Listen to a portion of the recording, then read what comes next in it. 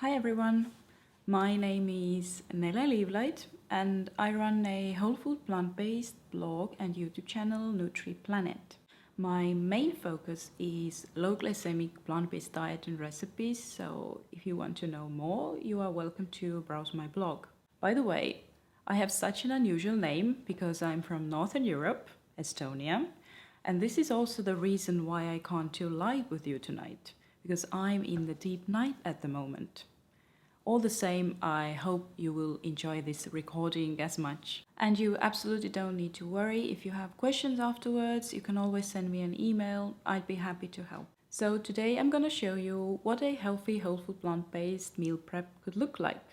And by the way, I'm not a big fan of prepping ahead for too long periods of time as the quality of food deteriorates.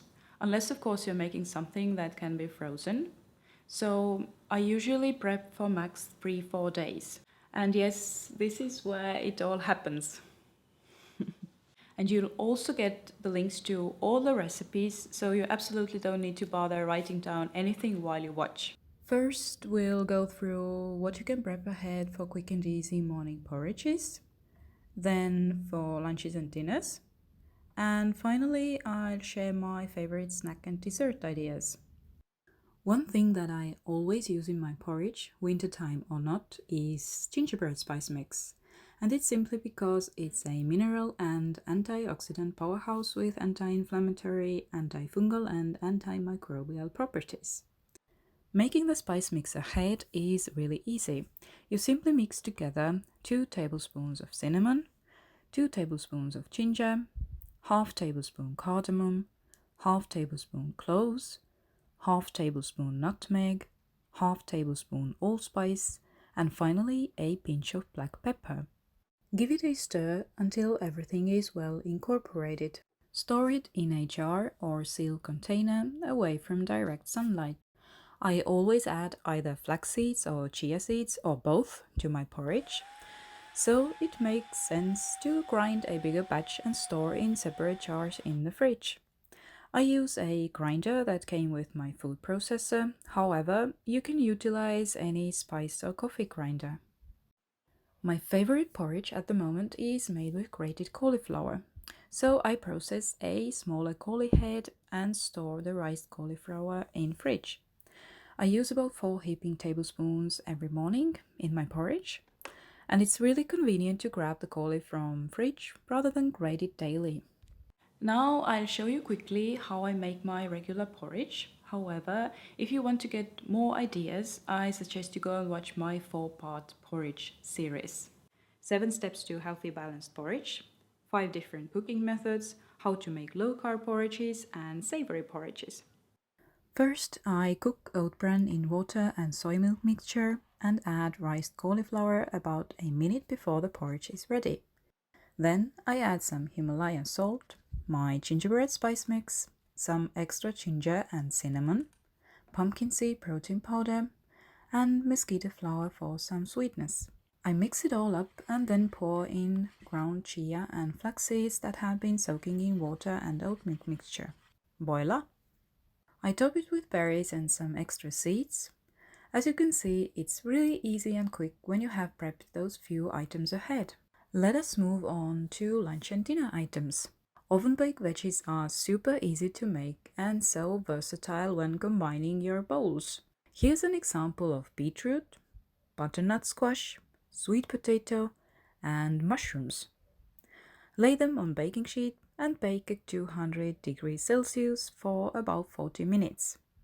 Yes, I bake them dry, as the veggies are full of flavor per se. And now moving on to this yummy lentil stew that will be so handy to add to your bowls at lunch and dinner. First, heat up a few tablespoons of water in a skillet, pan or pot. Throw in chopped onions and saute them for 2 to 3 minutes, stirring every now and then. Add water 1 to 2 tablespoons at a time whenever it evaporates. Next, go in the carrots. Give everything a good stir and saute for another few minutes. Again, add extra water if necessary. Throw in a few bay leaves and soaked lentils. In this case, they have even sprouted. Pour in enough hot water just about to cover the ingredients. Cover with lid, bring to boil, and simmer covered for 5 minutes. At this point, add cubed sweet potato and press them down with a spoon or spatula. Cover and simmer until the potatoes are tender, about 10 minutes. Mix everything well and start adding the spices. Turmeric and Indian spice mix. Give it a stir and pour in tomato paste and coconut milk. Mix those in as well. And finally comes crushed garlic. You may also let the stew cool down a bit before adding garlic to preserve the precious allicin even more. Transfer into containers or jars and store sealed in fridge for up to 4 days. And here's how you can use the stew in a Buddha bowl. Add a bunch of lettuce, then some arugula and baby spinach, raw red cabbage, which is an antioxidant powerhouse. Make use of the oven-baked veggies you prepped ahead and add some.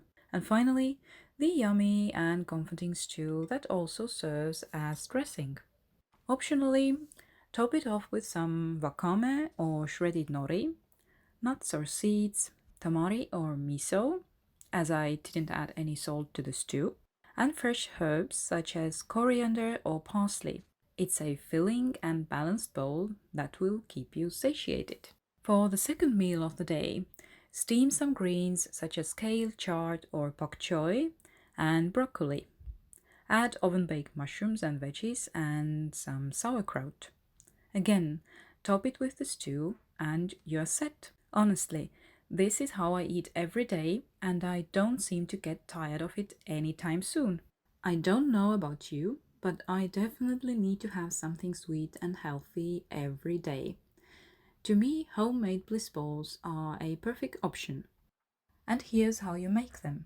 Black beans, rolled oats, coconut flour, cacao, mesquite powder, Himalayan salt, and date sugar or other sweetener, applesauce, and a tiny bit of nut butter.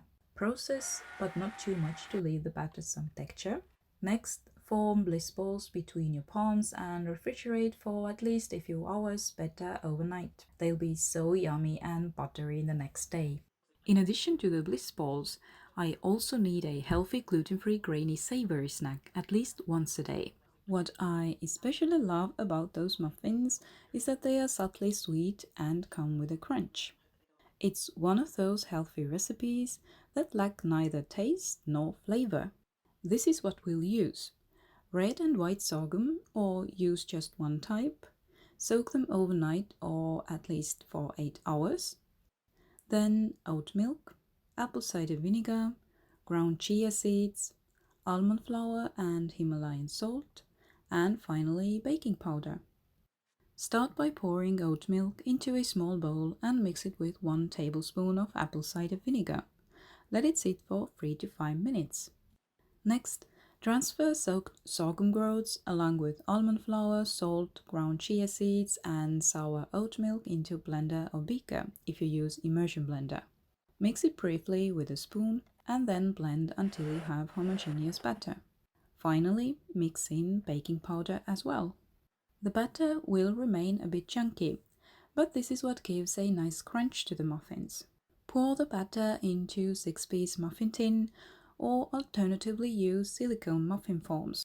Bake at 180 Celsius or 355 Fahrenheit for 30 minutes. Then remove from oven and let cool before eating. If you want to be certain they are done inside, make sure that the toothpick inserted comes out clean or almost clean.